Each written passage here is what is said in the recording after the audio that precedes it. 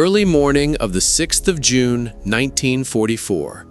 The coast of Normandy, a landing site codenamed Juno. The cold waters of the English Channel are beginning to turn an ominous purple color. German fortified firing points are firing methodically, almost mechanically, at the advancing waves of Allied troops.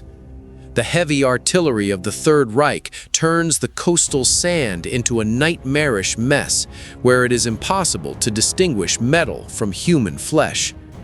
One by one, soldiers in soaked uniforms come out of the bows of the landing ships. Many of them fall dead in just a few seconds, mown down by the merciless heavy fire.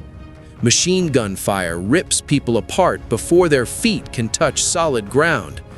The explosions of mines throw bodies into the air like rag dolls. But in the midst of this chaos, death, and destruction, there is one group that does not fall. They keep moving forward. Through the incessant machine gun fire, which literally hangs in the air like a leaden wall. Through minefields where every step can be the last. Through several rows of barbed wire, torn apart by explosions, but still capable of tearing flesh to the bone. They don't stop, even when their comrades, with whom they shared trenches and rations, fall next to them, choking on their own blood. They don't turn back, even when every instinct of self-preservation, every military logic screams at them that continuing the offensive is pure suicide. They just keep going, methodically, relentlessly, like killing machines dressed in human form. By the time the sun sets over the bloody coast of Normandy, summing up the bloody outcome of this day, these people have advanced further than any other unit along the entire multi-kilometer coast of the landing, more than 10 kilometers deep into enemy territory. Panicked German officers in their command bunkers radioed reports with a tremor in their voice. Canadian troops have broken through the defenses. It is not possible to stop their progress. These were not ordinary soldiers. These were Canadian shock troops, the very ones that the battle-hardened German military themselves called stormtroopers with undisguised respect and fear. The same word, the same term, which the German army used during the First World War to designate its most elite, most trained shock troops. But now, in the cruel irony of history, this nickname was reverently worn by their enemies, the Canadians. Operation Overlord in the Juno sector. When, on June 6, 1944, the metal ramps of the landing craft creaked into the cold waters off the coast of the Juno sector, the soldiers of the 3rd Canadian Infantry Division faced real hell on earth. The German 716th Infantry Division, reinforced by additional units, turned this picturesque Normandy coast into a perfectly designed, mathematically calculated zone of mass destruction of enemy manpower. Massive pillboxes built of reinforced concrete several meters thick, capable of withstanding a direct hit by a large caliber projectile. Machine gun nests located in such a way as to create overlapping firing sectors, not a single dead zone, not a single shelter. Vast minefields where every square meter was saturated with death. Anti-tank barriers made of steel and concrete. Several rows of barbed wire stretched both underwater and on the shore itself, forming an almost insurmountable barrier. The first waves of Canadian assault groups suffered truly monstrous, catastrophic When the losses. Halifax LV-839 radar lit up with thousands of dots over the strait, the Vidnock pilot completely destroyed before they even reached the surf line. Officers of all ranks died one after the other in the very first minutes of the landing. Radio communication between the units was disrupted almost instantly. Walkie-talkies failed. Operators died. According to all known military canons, according to all textbooks of tactics, this attack should have been drowned in its own blood within the first hour. But the Canadians followed different rules. When a company commander fell dead, the sergeant immediately assumed command, without waiting for formal orders. When the sergeant died, the corporal stood up and led the men on. When there was no one left from the junior command staff, an ordinary soldier, independently, based on combat experience and instinct, decided on the direction of the attack. No one stood still waiting for orders. No one looked back towards the headquarters, hoping in vain for instructions. They just saw a German pillbox in front of them with fire spitting from its embrasures, and they went to destroy those who were inside this concrete grave. The Canadian regiment, proudly called the Royal Winnipeg Rifles, lost half, exactly 50% of its personnel in the first terrible hour of the battle. But the remaining second half didn't stop. Moreover, they did not slow down the pace of the offensive. They broke through the first line of coastal defense, bypassed the seemingly impregnable fortifications from the flanks using the folds of the terrain and shell craters, threw grenades into pillboxes until the return fire stopped, shot the garrisons at point-blank range with automatic weapons without letting them come to their senses. By noon, they were already 4 kilometers from the coastline. By evening, 10 kilometers from the landing site. It was the deepest, most impressive breakthrough among all the D-Day landing sites. American troops on the infamous Omaha Beach are practically stuck in a narrow strip of surf, suffering horrific losses. The British units in the gold and sword sectors advanced several kilometers, which was considered a good result. The Canadians on Juno went further than all the other units combined and even managed to connect with the British paratroopers who, according to the original plan, were supposed to meet them only the next day, if at all. The German High Command was in a state close to shock. One of the Wehrmacht officers who survived that day later wrote down words in his personal diary that sound almost mystical. The Canadian forces are attacking like they are possessed by demons. They don't know what a retreat is. They don't give up under any circumstances. Killing every last one of them is the only way we know to stop their advance. The origin of the nickname Stormtroopers. The word stormtroopers, shock troops, had a very special, almost sacred meaning in the German military lexicon. During the First World War, this was the name given to the elite, specially selected shock troops of the Kaiser's German army, Sturmtruppen, literally assault troops. They were the first in modern military history to develop and put into practice revolutionary infiltration tactics. Relatively small but extremely mobile groups of soldiers armed with the state-of-the-art automatic weapons, hand grenades, and flamethrowers broke through the front line, penetrated deep into the enemy's rear, where they wreaked havoc and panic, destroyed command posts and communication centers. They suppressed artillery positions. The German stormtroopers of the First World War acted with lightning speed, ruthlessly, and absolutely without the slightest hesitation. They deliberately did not take prisoners during the battle itself. There simply was no time for this. It slowed down the pace of the offensive. They did not wait for reinforcements or additional forces to arrive. There was no time. They relied solely on the personal initiative of each fighter, on the speed of decision-making, and the absolute, unwavering determination to complete the task at any cost. Therefore, when German officers during the Second World War began to use the term stormtroopers in relation to the Canadian forces, it was by no means a beautiful metaphor or a casual comparison. It was an extremely accurate, verified tactical description of exactly how these soldiers fought. The Canadians fought on exactly the same principles as the legendary German attack aircraft a quarter of a century earlier. But where did soldiers from a peaceful country, where before the outbreak of war there was not even a large, regular professional army, there were no military traditions of generations, and such a highly developed tactical culture of warfare come from? Where did this ruthless efficiency come from? The key to a deeper understanding of the Canadian attack aircraft phenomenon lies in their combat experience, accumulated long before the Normandy landings. While the bulk of the American and British troops were preparing for Operation Overlord, conducting exercises and training in the relative safety of bases in the UK, the Canadians had been fighting to the death for a whole year in the hell of the Italian campaign. In July 1943, the 1st Canadian Division landed on the shores of Sicily, beginning a long and bloody journey north through the Apennine Peninsula. They immediately went into the meat grinder. The Italian campaign is rightfully considered the most brutal, bloodiest, and exhausting for the Allied forces on the entire Western Front of World War II. A mountainous area where every height was turned into an impregnable fortress by the Germans. Each small village became a powerful defense hub. The German command turned the whole of Italy into an endless series of carefully thought-out defensive lines, each of which required an extremely costly frontal attack to break through, without the possibility of circumvention or maneuver.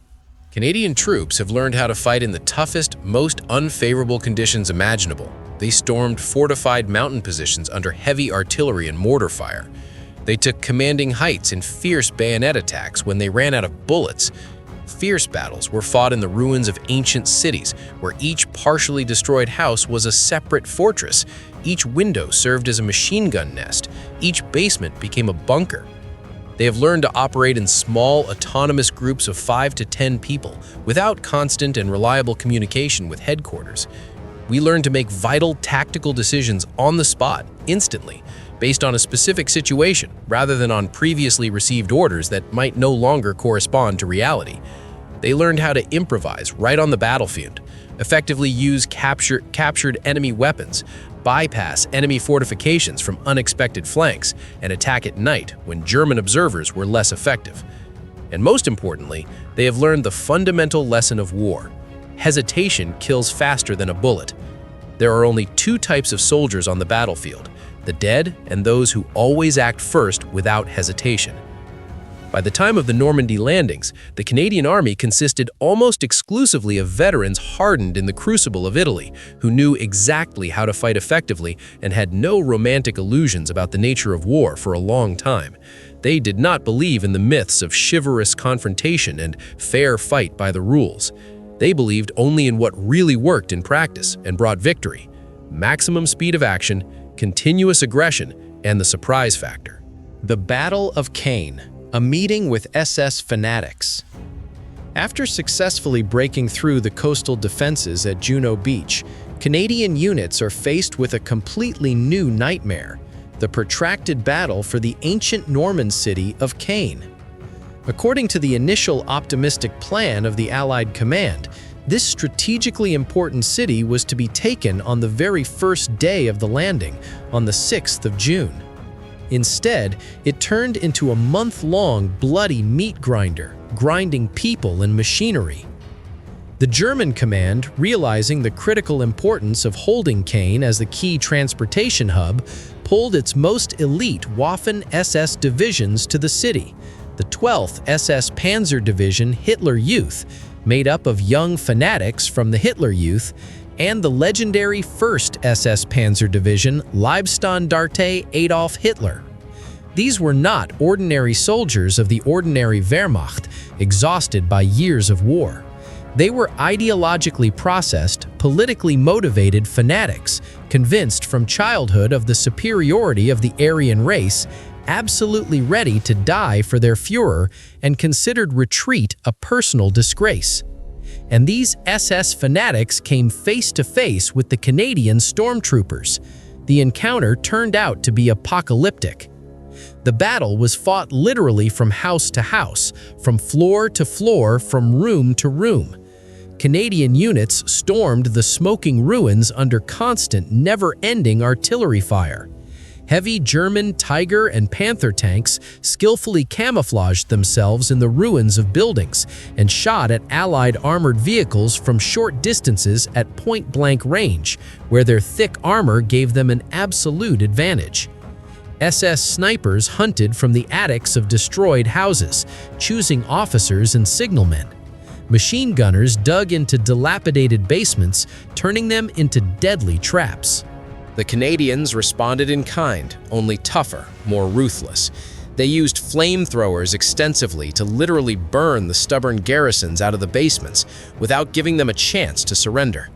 Dozens of grenades were methodically thrown at the buildings until absolutely all resistance and signs of life stopped inside. Without hesitation, they called heavy artillery to positions located just a few meters from their own advanced units, risking coming under their own fire. One of the surviving officers of the 12th SS Division later wrote in his memoirs, "The Canadian forces do not wage war like the typical Anglo-Saxon armies to which we are accustomed. They are fighting like the Russians on the Eastern Front, absolutely ruthlessly, without the slightest mercy. They don't accept surrender in the heat of battle.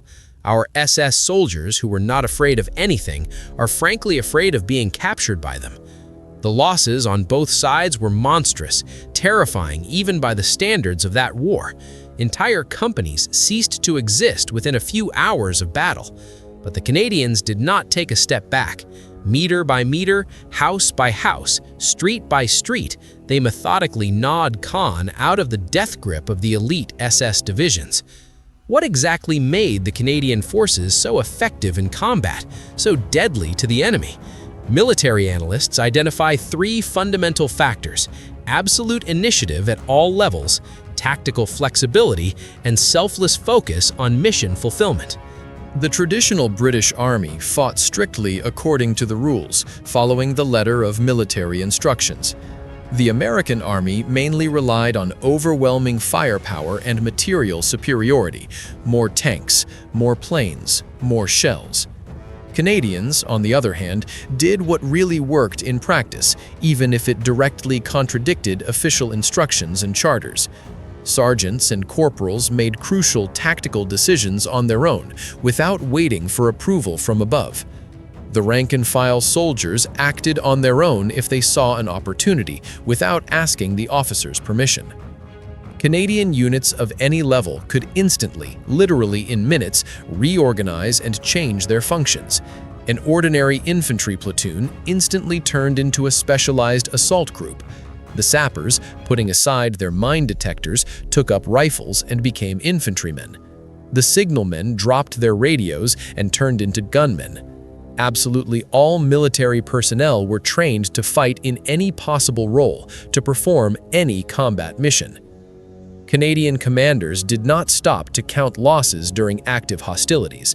They didn't waste precious time thinking about fame, awards, or mentions in news reports. They thought only of one thing: to complete the task, take that height, capture that bridge, hold this road, at any cost, without compromise. German General Kurt Meyer, commander of the infamous 12th SS Division of the Hitler Youth, wrote in his candid memoirs after the end of the war, "Of all the numerous opponents I had to fight on various fronts of this war, the Canadians were by far the most dangerous. It's not that they were better armed or technically trained than the Americans or the British. The point is that they were absolutely, completely unpredictable. You could never predict what they would do next. And when they decided to attack, it was literally impossible to stop them by conventional means." The Falaise Cauldron, a death trap. In August 1944, after 2 months of fierce fighting in Normandy, the Allied forces methodically surrounded the German Army Group B in giant pincers. American mobile units under the command of General Patton broke through far to the south, threatening the rear. The British armies pressed relentlessly from the north, giving no respite. But one critical corridor still remained open for retreat, a narrow road passing through the small town of Falaise. If the German troops manage to break through this corridor, they will save 2 entire field armies, hundreds of thousands of trained soldiers, and thousands of pieces of equipment.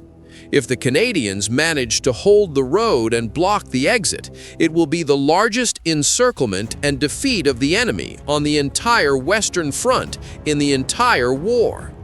A categorical order was given to the Canadian units to take the commanding heights around Falaise at all costs and tightly block the retreat road. The German command, realizing the deadly threat of total annihilation, launched desperate counterattacks with absolutely everything that remained in reserves: the last combat-ready tank units, all available artillery, and the exhausted but still dangerous remnants of the elite SS divisions. The Canadians held on. They held on under continuous rolling attacks, without proper sleep for 3 or 4 days, without reinforcements that couldn't break through, methodically shooting the German columns with all kinds of weapons, who were desperately trying to break through to the west at all costs. Strategic heights changed hands several times in one day, leaving a field littered with corpses after each assault. But the road was completely blocked. 2 German field armies found themselves in a deadly cauldron. Tens of thousands of dead and wounded Wehrmacht soldiers, more than 50,000 prisoners, including many officers. The large-scale Normandy operation ended with a crushing, catastrophic defeat of the German armed forces in France. And it was the Canadian forces that played an absolutely key, decisive role in the creation of this boiler. Liberation of the Netherlands. By the end of 1944, the Canadian armies, continuing their relentless offensive, entered the territory of the Netherlands, bringing liberation to the Dutch people exhausted by the occupation. But it was a completely different special war. The retreating German troops deliberately blew up critical dams and sluices, flooding vast areas of the polders, artificially turning a significant part of the country into a giant, impassable swamp. Canadian soldiers fought standing up to their waists and sometimes up to their chests in icy, polluted water. They stormed strategically important dams under heavy machine gun and mortar fire, having no cover. One by one, the cities were taken, which the Germans methodically turned into powerful fortresses with multi-layered defenses, unwilling to give up every meter of Dutch land. But here, the Canadian forces faced not only an armed enemy. The civilian population of the Netherlands was dying en masse from hunger and cold. The winter of 1944-1945, which went down in history under the tragic name Hungry Winter, claimed the lives of more than 20,000 civilians, mostly the elderly and children. The Canadian soldiers, themselves malnourished, shared their meager army rations with the depleted population. They risked their own lives every day, organizing the delivery of food to besieged, semi-encircled cities. When the war finally ended, they didn't leave right away. They stayed, selflessly helping to rebuild the destroyed country, sharing the latest. The Dutch people still remember this, 80 years later. The numerous Canadian military cemeteries in the Netherlands always have fresh flowers brought by grateful Dutch people at any time of the year. Every year, thousands of Dutch schoolchildren come to tend the graves of the Canadian Liberators. The price of victory.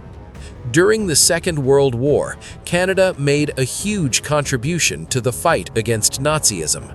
Over 1 million Canadian citizens were mobilized and sent to the front lines. Considering that the entire population of the country barely reached 11 million people, this meant that about 1 in 11 Canadians donned a military uniform and took up arms. The price that Canada paid for its victory was extremely high. More than 45,000 soldiers died who did not wait to return home. More than half of this number, over 55,000 soldiers, were wounded in action. But the numbers do not reflect the full picture of suffering. Many veterans returned with visible and invisible injuries, traumatic brain injuries, deep psychological disorders, amputated limbs, and wounded souls from which the war never came out. However, the exploits of the Canadian military remain little known to the world community. Hollywood cinematography has always given priority to American action films. European scientists and writers prefer to cover the history of their countries. Canadian veterans were pushed to the sidelines of history, their names and deeds forgotten. Support us by subscribing to the channel and like every video.